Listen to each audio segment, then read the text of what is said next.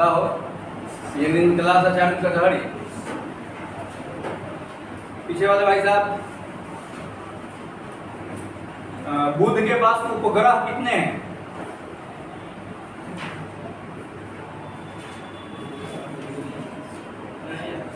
नहीं आते तो वीडियो डाला जा चुका है, नहीं आया थे क्या मतलब है? आपके बैच में नहीं आया थे क्या कोई मतलब है नहीं है? बैठिए, नहीं आते तो उसको कवर कीजिएगा ना कि घरे जाके हम पढ़ाएंगे। आप बताइए बुध के पास कितने उपग्रह हैं? कोई उपग्रह नहीं है। कौन कौन से ग्रह के पास उपग्रह नहीं है? बहुत बढ़िया, बैठिए। पृथ्वी का भगिनी किसको कहते हैं? शुक्र को। शुक्र सूर्य की परिक्रमा किस दिशा से किस दिशा में करता है? पूरब से पश्चिम की तरफ। जिनसे पूछ रहे हैं वही बताइए। बैठिए, आप खड़ा होइए पीछे वाला भाई साहब।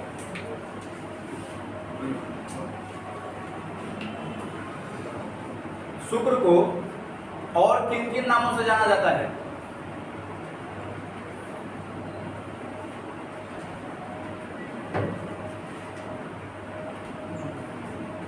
कोई बताएंगे? बताइए। भोर का तारा और सांझ का तारा भी कहा जाता है। चलिए बैठ जाइए। आज जो है आपका हम लोग पर देखेंगे किसको? पृथ्वी।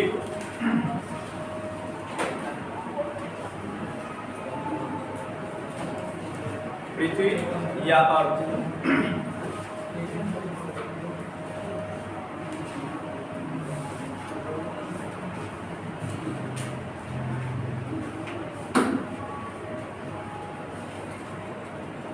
ध्यान से समझिए, फिर उसके बाद हम लोग लिखेंगे।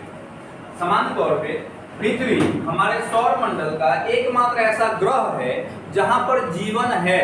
ध्यान रखिएगा, जीवन की संभावना अगर पूछे तो मंगल ग्रह होगा, और जीवन है पूछे तो पृथ्वी होगा, क्योंकि हम सब कहाँ पे हैं? पृथ्वी पे ही हैं। पृथ्वी जो है यह दूर से देखने पर कैसी दिखाई देती है? नीला दिखाई देती है, जिसके कारण इसको नीला ग्रह भी कहा जाता है।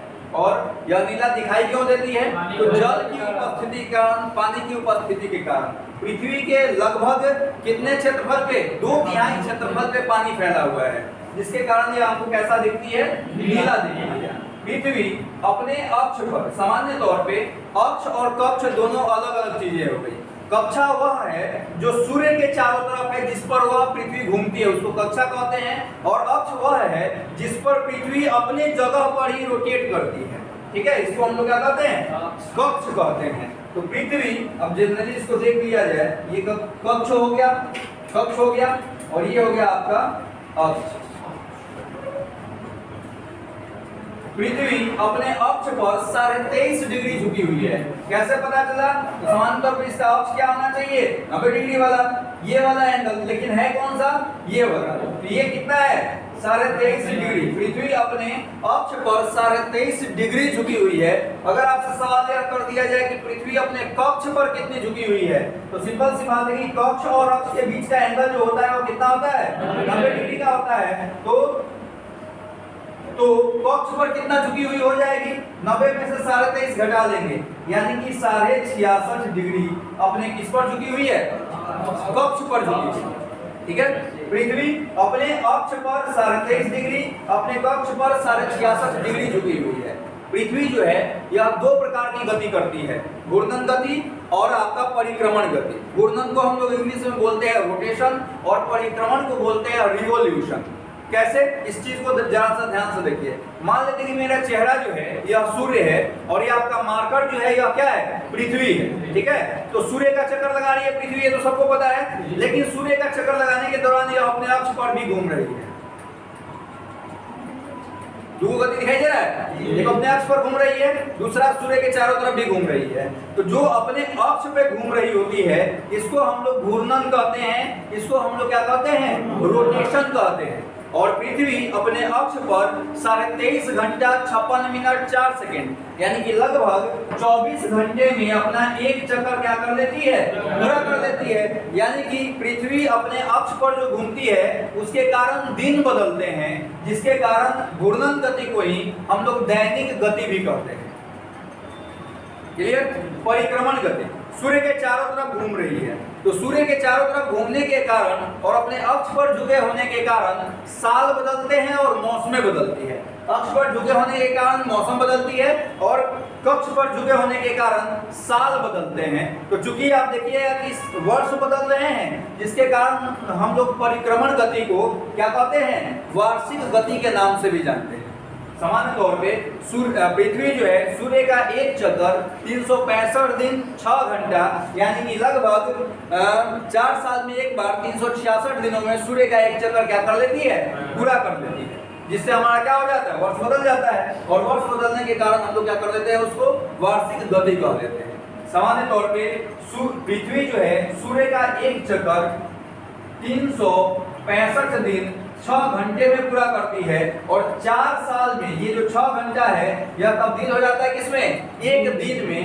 उसी दिन को हम लोग मैनेज करने के लिए उस साल लीप ईयर मनाते हैं, यानी कि लीप ईयर के दौरान फरवरी जो होता है वह कितने दिनों का हो जाता है, 21 दिनों का हो जाता है। जनरली फरवरी कितने दिन का होता है, 22 दिन का, लेकिन लीप ईयर को मैनेज करने के लिए फरवरी को हम लोग कितने दिन का कर देते हैं, 29 दिन का। सामान्य तौर पे 4 से डिवाइड होने वाले सभी नंबर जो होते हैं वो लीप ईयर के वर्ष होते हैं। अभी आपका क्या चल रहा है, 2022 जो है 4 से डिवाइड होगा, नहीं होगा। 4 से डिविजिबल का रूल क्या है, तो वंस प्लेस और टेंस प्लेस, ठीक है, वंस और टेंस। अब 2022 ये वंस हुआ, ये टेंस हुआ, यानी कि इकाई और दहाई, इस दोनों को आप डिवाइड करके देख लीजिए। अगर 4 से कट गया तो ये टोटल नंबर 4 से कटेगा, अगर ये 4 से नहीं कटा ये टोटल नंबर भी 4 से नहीं कटेगा। तो 22 4 के टेबल में आता है, नहीं आता है, नहीं कटेगा। इसका मतलब है कि 2022 4 से नहीं कटेगा और 2022 आपका लीप ईयर नहीं है, ठीक है। 2024 लीप ईयर होगा, 2020 हमारा लीप ईयर था। क्लियर।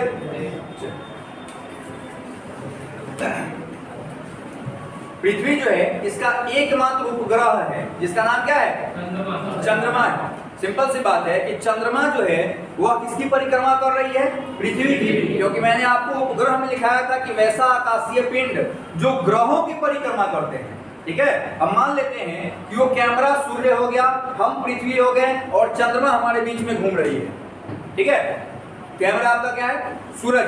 अब चंद्रमा जो है किसका चक्कर लगा रही है, इसका, और हम किसका चक्कर लगा रहे हैं, सूर्य का, यानी कि पूरा कैमरा।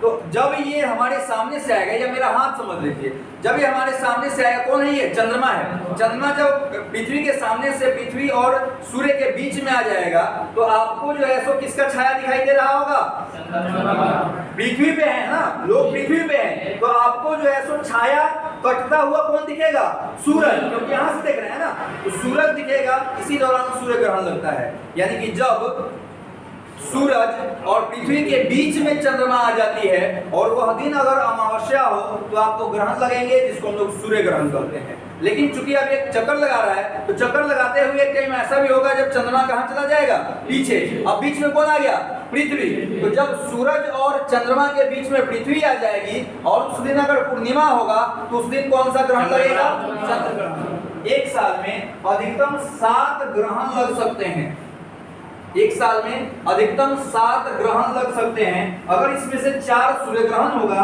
तो अपने आप 3 चंद्र ग्रहण होंगे। अगर 3 सूर्य ग्रहण होगा तो 4 क्या हो जाएंगे, चंद्र ग्रहण हो जाएंगे। कुल ग्रहणों की संख्या 7 है, लेकिन यह फिक्स नहीं है कि कौन चंद्र ग्रहण 3 को होगा या सूर्य ग्रहण 3 को होगा, लेकिन ग्रहण एक साल में कितने होंगे, 7 ही होंगे, यह फिक्स है। क्लियर। लिखिए, हेडिंग है आपका पृथ्वी, अर्थ।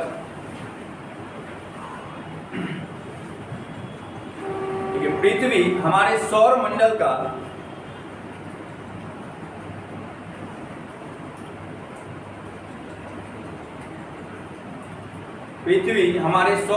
का सौर मंडल का एकमात्र ग्रह है, एकमात्र ग्रह है जिस पर जीवन है, एकमात्र ग्रह है जिस पर जीवन है, जिस पर जीवन है। नेक्स्ट पॉइंट, जल की उपस्थिति के कारण, जल की उपस्थिति के कारण पृथ्वी को नीला ग्रह भी कहा जाता है। जल की उपस्थिति के कारण पृथ्वी को नीला ग्रह भी कहा जाता है। पृथ्वी को नीला ग्रह भी कहा जाता है।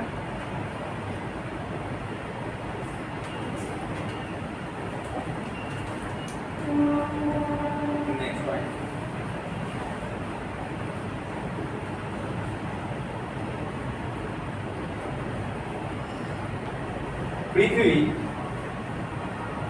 पृथ्वी अपने अक्ष पर 23.5 डिग्री झुकी हुई है। अपने अक्ष पर 23.5 डिग्री झुकी हुई है, जिसके कारण पृथ्वी पर मौसमें परिवर्तित होती हैं। जिसके कारण पृथ्वी पर मौसमें परिवर्तित होती हैं।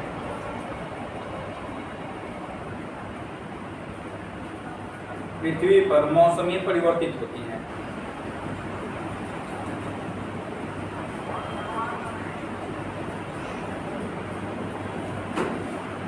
नेक्स्ट पॉइंट, पृथ्वी अपने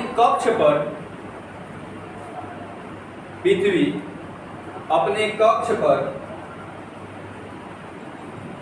66.5 डिग्री झुकी हुई है। पृथ्वी अपने कक्ष पर 66.5 डिग्री झुकी हुई है।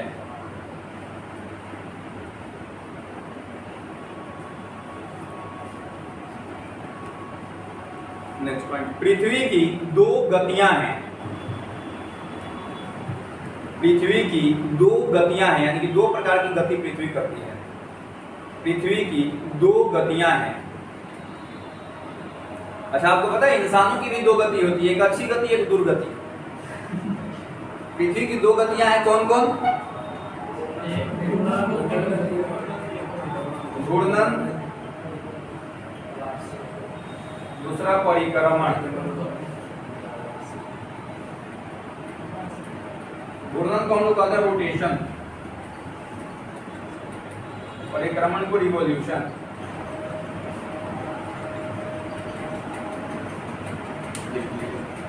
दो गतियां हैं, घूर्णन यानी कि रोटेशन, परिक्रमण यानी कि रिवॉल्यूशन।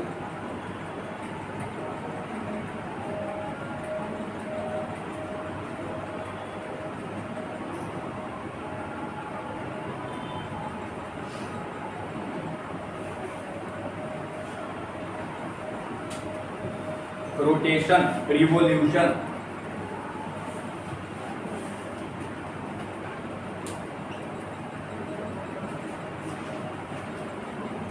पहला देखिए घूर्णन, रोटेशन।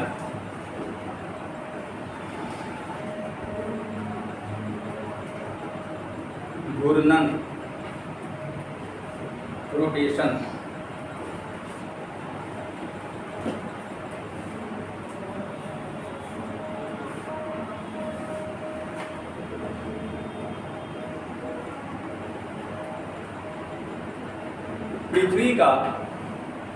पृथ्वी का घूर्णन में, घूर्णन लिख के डैश दीजिए।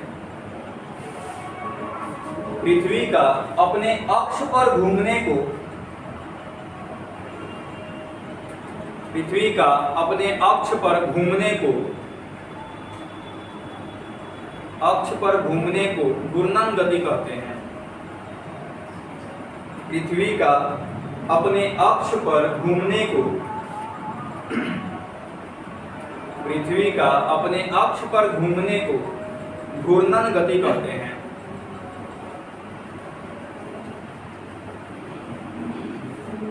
नेक्स्ट पॉइंट, पृथ्वी, इसी का अगला पॉइंट है। पृथ्वी अपने अक्ष पर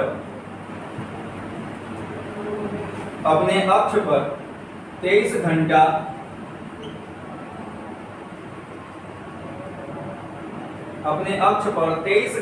56 मिनट और 4 सेकेंड में, 23 घंटा 56 मिनट और 4 सेकेंड में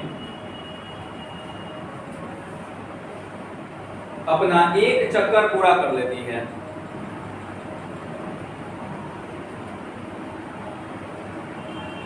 अपना एक चक्कर पूरा कर लेती है।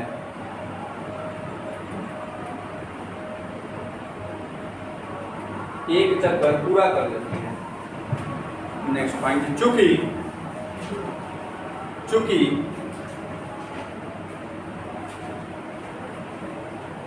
पृथ्वी के घूर्णन गति के कारण ही,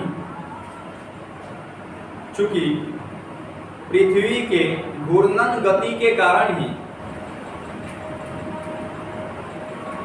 घूर्णन गति के कारण ही दिन बदलते हैं, दिन बदलते हैं,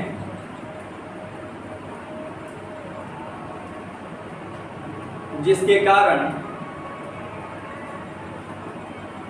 कारण इसे दैनिक गति भी कहा जाता है।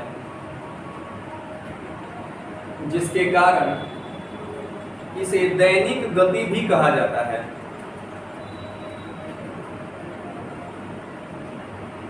दैनिक गति भी कहा जाता है।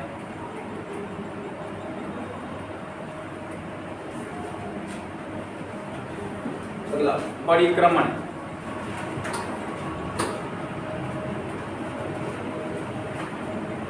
परिक्रमण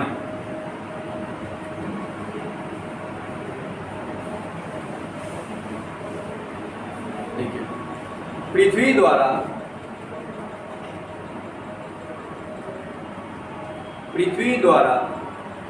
अपनी कक्षा में सूर्य का परिक्रमा करने की प्रक्रिया को,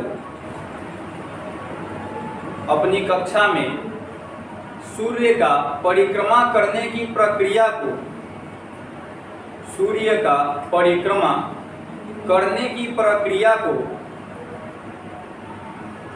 परिक्रमा करने की प्रक्रिया को परिक्रमण गति कहते हैं। प्रक्रिया को परिक्रमण गति कहते हैं। परिक्रमण गति कहते हैं।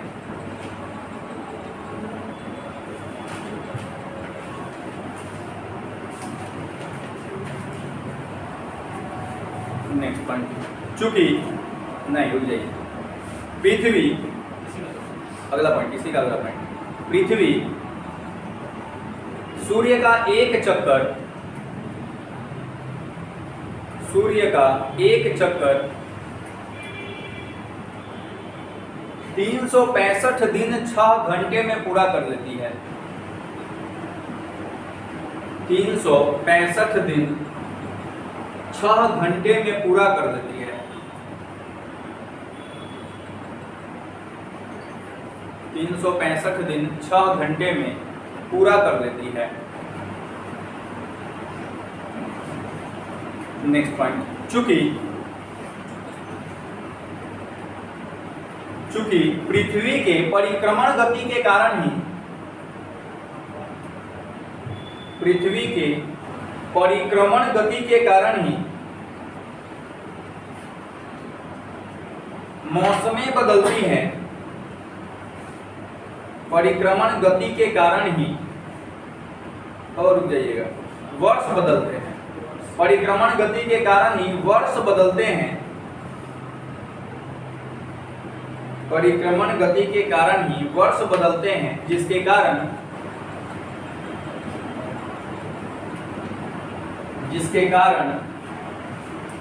इसकी गति को वार्षिक गति कहते हैं। जिसके कारण इस गति को वार्षिक गति कहते हैं। जिसके कारण इस गति को वार्षिक गति कहते हैं। कहो थक गए, वार्षिक गति कहते हैं। क्लियर, कोई दिक्कत नहीं। अगले पॉइंट में, पृथ्वी का एकमात्र उपग्रह, अगला पॉइंट, पृथ्वी का एकमात्र उपग्रह चंद्रमा है। एकमात्र उपग्रह चंद्रमा है। अच्छा, आपको पता है प्रत्यक्ष या अप्रत्यक्ष रूप से उपग्रह के कारण ही ग्रहण लगते हैं। अगर उपग्रह ना होता तो ग्रहण ना लगते। यानी कि शुक्र और बुध ग्रह पर कभी ग्रहण नहीं लगता होगा। यहाँ क्या है, चंद्रमा चूंकि बीच में आ गई तो ग्रहण, चंद्रमा पीछे चली गई तो ग्रहण, बीच में आ गई तो सूर्य ग्रहण, पीछे चली गई तो चंद्र ग्रहण। समझ में आया? अगर ये होती ही नहीं तो दोनों हमेशा आमने सामने होते, ना बीच से कोई गुजरता ना पीछे से कोई गुजरता, तो उस स्थिति में कोई भी ग्रहण नहीं लगता। बात समझ में आया? यानी कि जिस ग्रह के पास सबसे ज्यादा उपग्रह होंगे उस ग्रह पर सबसे ज्यादा ग्रहण लगता होगा। ये भी तो फैक्ट क्लियर होगा। लिखिए, एकमात्र उपग्रह चंद्रमा है, लिख लिए। अगले पॉइंट में, उपग्रह के कारण ही ग्रहों पर ग्रहण लगा करते हैं। ग्रहों पर ग्रहण लगा करते हैं।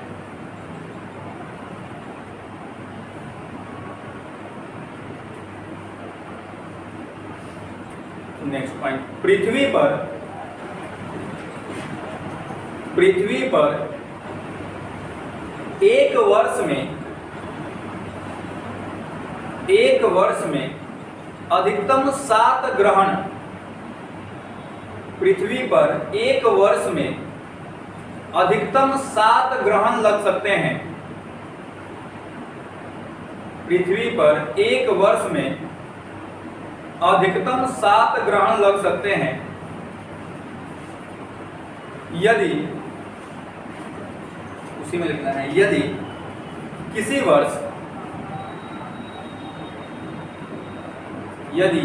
वर्ष 4 सूर्य ग्रहण होंगे, 4 सूर्य ग्रहण होंगे तो उस वर्ष 4 सूर्य ग्रहण होंगे तो उस वर्ष 3 चंद्र ग्रहण होंगे, तो उस वर्ष 3 चंद्र ग्रहण होंगे,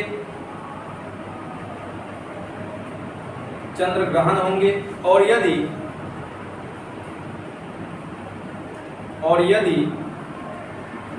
4 चंद्र ग्रहण हुए, और यदि 4 चंद्र ग्रहण हुए, 4 चंद्र ग्रहण हुए तो उस वर्ष 3 चंद्र ग्रहण होंगे, सूर्य ग्रहण। 4 चंद्र ग्रहण हुए तो उस वर्ष 3 सूर्य ग्रहण होंगे, 3 सूर्य ग्रहण होंगे। क्लियर? अगले पॉइंट में,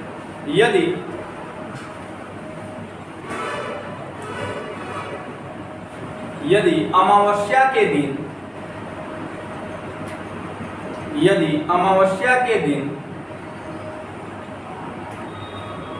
सूर्य और पृथ्वी के बीच में चंद्रमा आ जाती है, यदि अमावस्या के दिन सूर्य और पृथ्वी के बीच में चंद्रमा आ जाती है, तो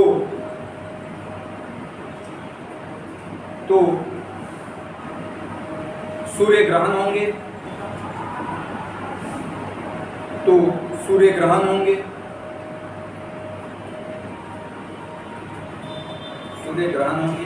और यदि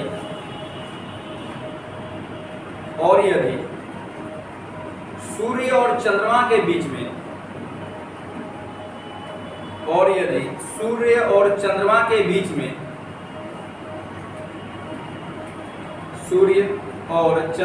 बीच में, पृथ्वी आ जाती है,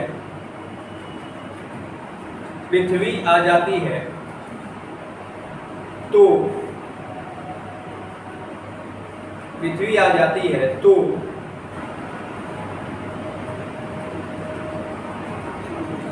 चंद्र ग्रहण होंगे,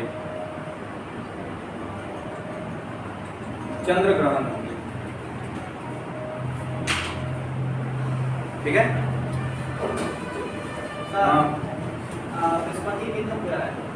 बृहस्पति के पास देखिए, एक्चुअली अगर जो एनसीईआरटी का डाटा आप देखिएगा तो अभी भी बृहस्पति के पास 63 उपग्रह ही बताए जाते हैं, लेकिन कुछ टेक्स्ट बुक वगैरह जो आ गया है मार्केट में, जैसे नाम मैं नहीं लूंगा, उन टेक्स्ट बुक में कुछ में आपको जो है सो 79 देखने को मिल रहा होगा। ठीक है, पृथ्वी के पास एक उपग्रह है तो साल में 7 ग्रहण लगते हैं, तो बृहस्पति कितने लगते हैं? हमने अभी बताया था ना आपको कि जिसके पास, जिस ग्रह के पास जितने ज्यादा उपग्रह होंगे उसके पास ग्रहणों की संख्या उतनी ज्यादा। सर तब तो बड़ा है ना, बड़ा छोटा है उससे क्या फर्क पड़ता है? बड़ा है तो क्या उसके सामने से नहीं गुजरेगा? ठीक है, पूरा का पूरा जैसे अपने यहाँ क्या है कि चंद्रग्रहण पूरा ढक जाता है, सूर्य ग्रहण पूरा ढक जाता है, बीच वाला पोर्शन टोटली ढक जाता है, इसमें छोटा ढकेगा। यानी कि मान लीजिए जैसे ये सूरज है, ठीक है, तो अपने यहाँ अगर चंद्रमा आती है बीच में तो इतना ढक गया, आपको ये वाला पोर्शन दिखता है, लेकिन अगर यही बृहस्पति होगा तो इसके जो उपग्रह होंगे उसको ज्यादा वो दिखाई देगा, लेकिन ग्रहण तो लगेगी ना। ये बात हम लोग लिख चुके हैं कि सूर्य का प्रकाश पृथ्वी तक कितने देर में पहुंचता है? 8 मिनट 16 सेकंड से 8 मिनट 30 सेकंड। अच्छा, मिनट में अगर बोल दिया जाए तो कितना मिनट? 8.3 मिनट। बहुत बढ़िया। पृथ्वी के सबसे नजदीक का तारा? तारा सूर्य। दूसरा सबसे नजदीक का तारा? दूसरा सबसे नजदीक का तारा? Proxima Centauri. अरे साइरस सबसे चमकीला तारा है। अगला लिखिए मंगल। जी सर।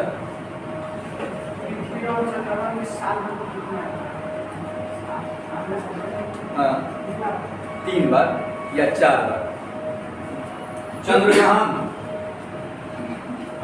चंद्रग्रहण कब लगेगा? हालांकि ये आमने सामने आते हैं 7 बार, ठीक है, आमने सामने। ये आप थोड़ी बोल रहे हैं कि बीच में कब कितने बार आते हैं, पीछे कितने बार आते हैं। आमने सामने तीनों साल में अधिकतम कितने बार आएंगे? 7 बार आएंगे। ठीक है, कभी हो सकता है कि चंद्रमा बीच में हो, कभी हो सकता है पृथ्वी बीच में हो, लेकिन आमने सामने तो है।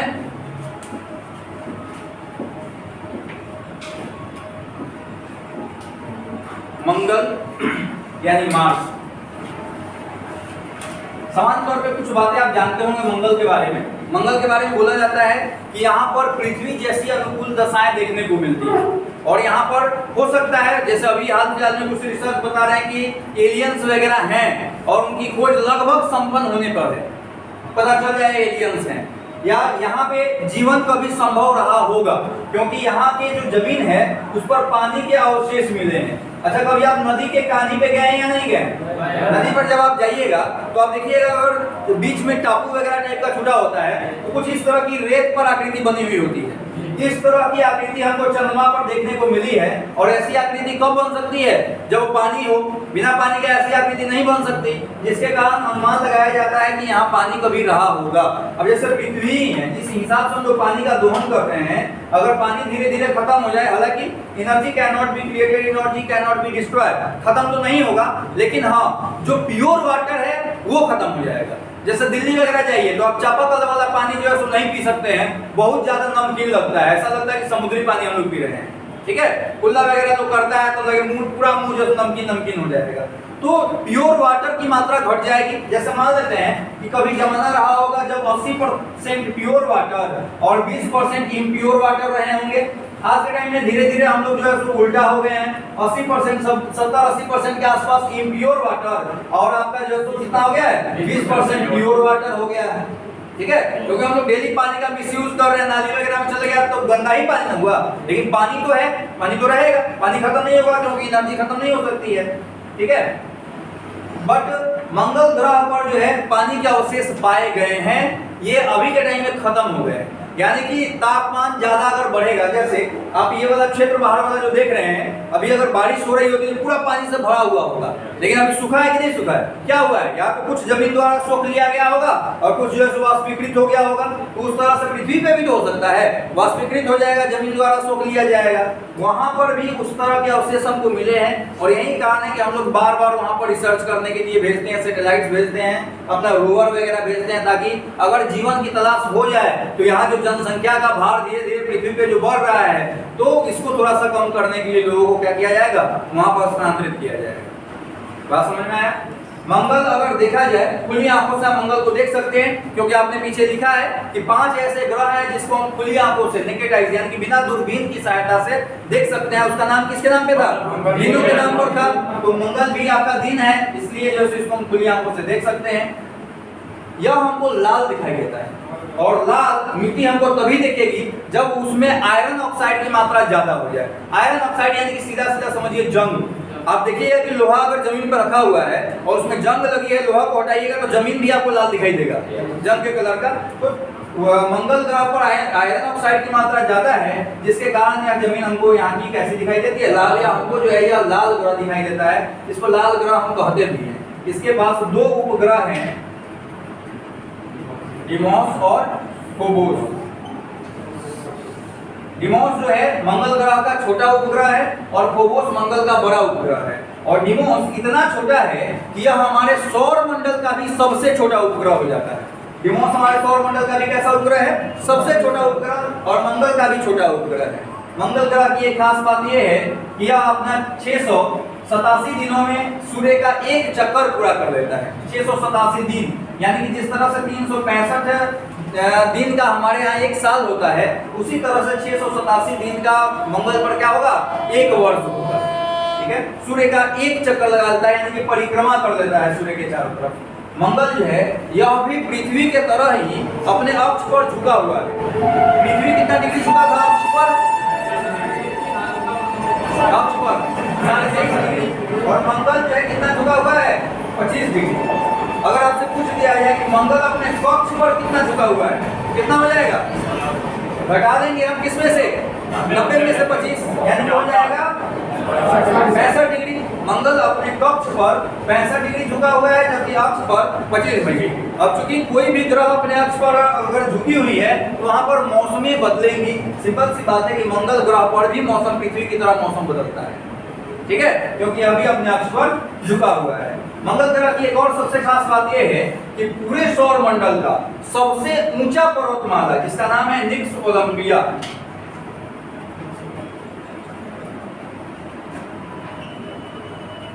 यह मंगल ग्रह की सबसे ऊंची चोटी है। जिस तरह से पृथ्वी की सबसे ऊंची चोटी माउंट एवरेस्ट है ना, उसी तरह से मंगल ग्रह की सबसे ऊंची चोटी निक्स ओलंपिया है, जो पूरे सौर मंडल की सबसे ऊंची चोटी है। और इसकी ऊंचाई माउंट एवरेस्ट की 3 गुनी है, लगभग 26.5 किलोमीटर ऊंचा है, जबकि हमारा माउंट एवरेस्ट 8.8 किलोमीटर ऊंचा है। ठीक है, लगभग 3 गुना है निक्स ओलंपिया। मंगल ग्रह पर ही सौर मंडल का सबसे बड़ा ज्वालामुखी स्थित है, ज्वालामुखी पर्वत, जिसका नाम है ओलिपस मेसी।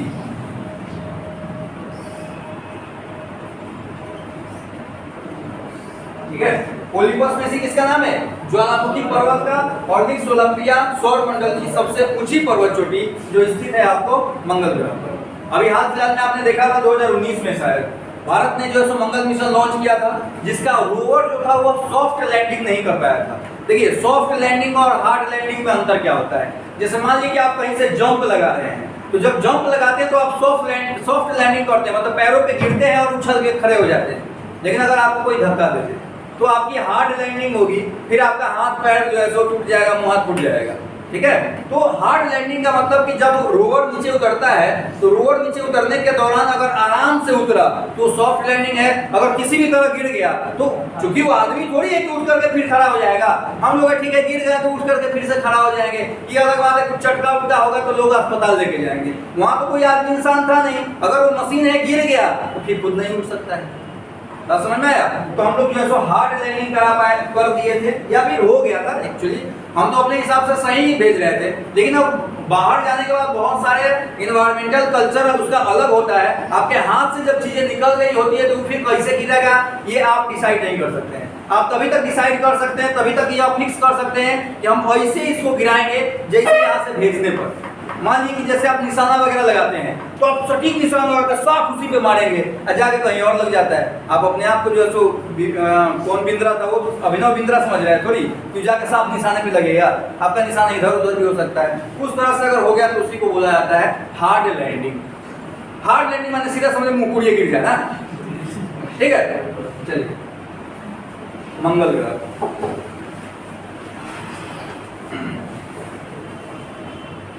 देखिए यह सौर मंडल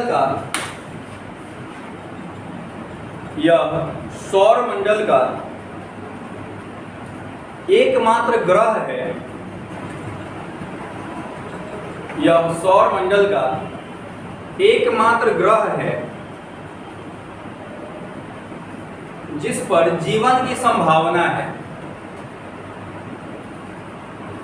जिस पर जीवन की संभावना है।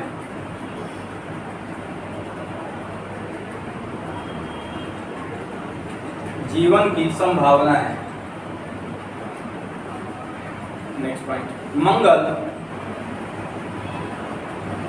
मंगल आयरन ऑक्साइड की उपस्थिति के कारण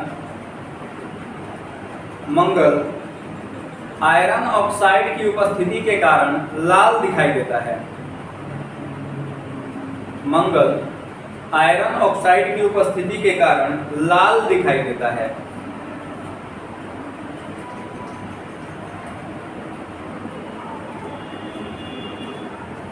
आयरन ऑक्साइड की उपस्थिति के कारण लाल दिखाई देता है।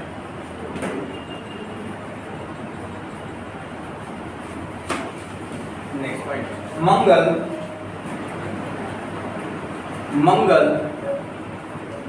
पृथ्वी के तरह ही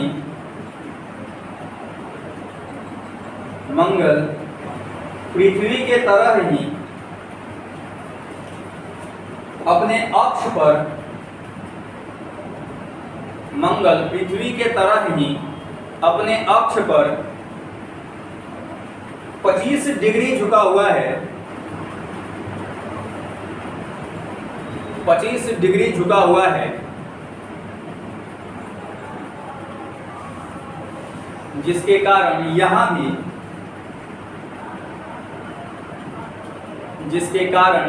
भी पृथ्वी के तरह ही मौसमें परिवर्तित होती हैं। जिसके कारण यहाँ भी पृथ्वी के तरह ही मौसमें परिवर्तित होती हैं। यहाँ भी पृथ्वी के तरह ही मौसमें परिवर्तित होती हैं।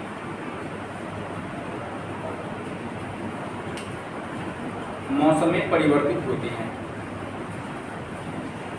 अगला पॉइंट, मंगल 687 दिनों में मंगल 687 दिनों में सूर्य का एक चक्कर पूरा कर लेता है। 687 दिनों में सूर्य का एक चक्कर पूरा कर लेता है।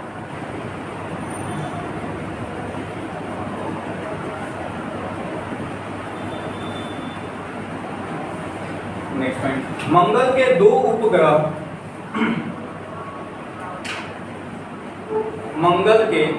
उपग्रह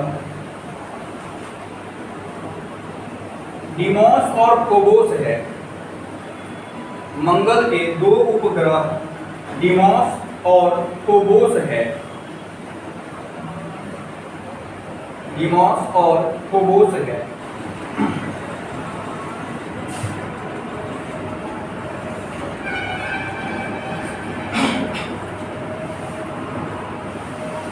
नेक्स्ट पॉइंट, डिमोस मंगल का छोटा उपग्रह है। मंगल का छोटा उपग्रह है जो सौर मंडल का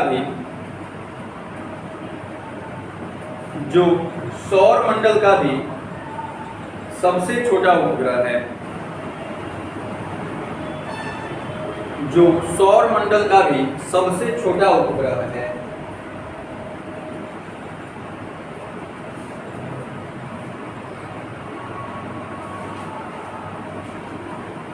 नेक्स्ट पॉइंट, निक्स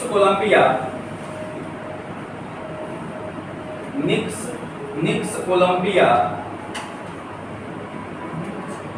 निक्स ओलंबिया नामक पर्वत चोटी, निक्स ओलंबिया नामक पर्वत चोटी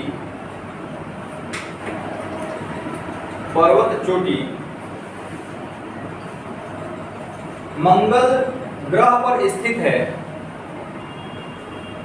निक्स ओलंबिया नामक पर्वत चोटी मंगल ग्रह पर स्थित है, जो सौर मंडल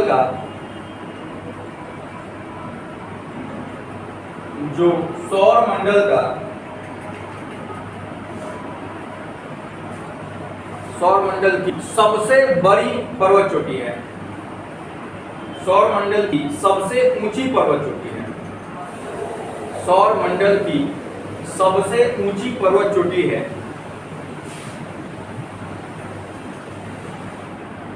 जिसकी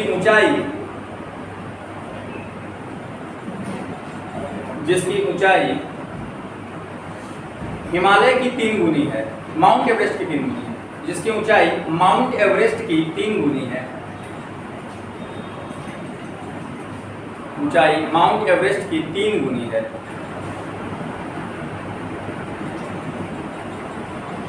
माउंट एवरेस्ट की 3 गुनी है। अगला point, Olympus Messi, Olympus Messi, Olympus Messi